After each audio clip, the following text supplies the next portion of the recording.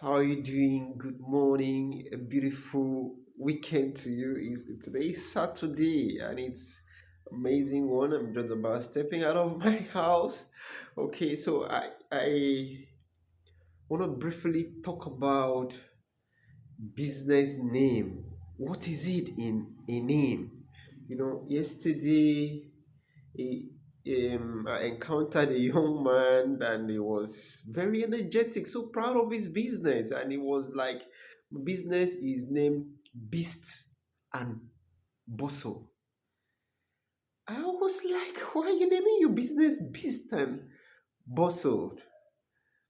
So he said that he just loved the name. I asked why? Why do you name it? Because if you are giving your business a certain name, there should be something surrounding the narrative. There should be things that it stands for, things that once somebody hears the name, it resonates in the person's brain. Okay, so you don't just give your business a name probably because that's your nickname, or probably because you just want it named that way. There should be some explanations.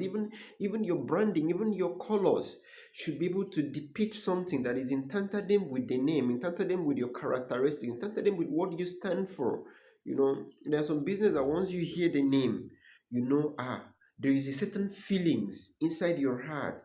There's some mental thoughts, mental imagination, about the business. So it's very important that when you're naming your business, you get it right. Let me give you an example. My studio name is Lebold. That's not my name. That's not my name at all. You will not see Le. You will not see bold in my name. I'm somebody that I don't really love, you know, taking taking my name or some personal stuff, some family stuff to business. I just love my business running as a sold entity. So how did I come about the name Lebold?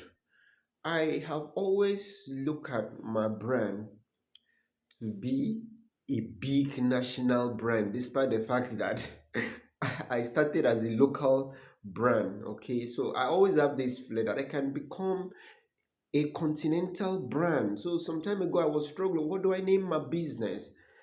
I know that in Africa, we do not, the majority of the languages we speak is English and it's French too. So I was like, how can I serve the French guys and then I also serve the English guy? How can I identify with all of them? So that is where I pick up a French word, le, and then add it up with the English word bold, the bold.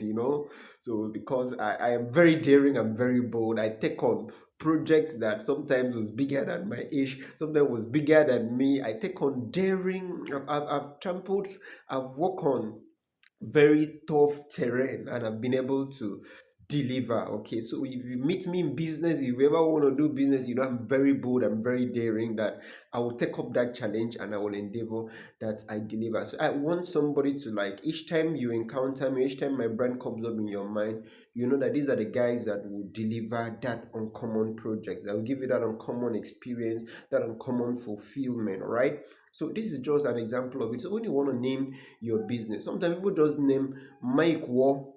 If your Walkman business, I mean, what does it stand for? What does it represent? You just want to, like, let people know that this is your business. It's more to that, is beyond that. And know that sometimes you may not be there to explain yourself to people. So once somebody hears this, there's a certain mentality that the person will have. And if you don't have opportunity to explain, you might even lose a deal.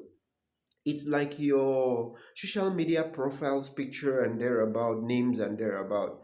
Sometimes you may not be there to explain to somebody, but these days, do you know that when you do business with somebody, the first thing somebody do is to go in through your social media, try to check you out, your what, your capacity, a lot of things and thereabout, to have to really know you in your absence. So I do tell people, in your DP, endeavor that you put an amazing corporate picture. Be cool. You don't need to be that crazy. You don't have to, because your DP speaks a lot about you when you are not there. It forms a mental picture in people's brain. These are small things that people ignore, but it's very important. It's very important that you get it right. So when you are naming your business, sit down, do a lot of research. What does your business stand for? What's your strength? What's your weakness? What fulfillment do you want people to have? What do you want people to have in mind each time your brand comes in contact with them? And endeavor that you get it right. Don't just name a business because you want people to know, oh, your name is Atam Okonikwo, your name is this. No, except you don't want to grow bigger. Except you don't want to become a national brand. At a certain level, the things you do, when it's just a one shop business, you can't do it when you become bigger, else it will haunt you. So get it right. I'm seeing your guy, I'm seeing your zaddy, have a fantastic weekend, but let's buy 3% breakfast. You can drop your account number, the very first 3%.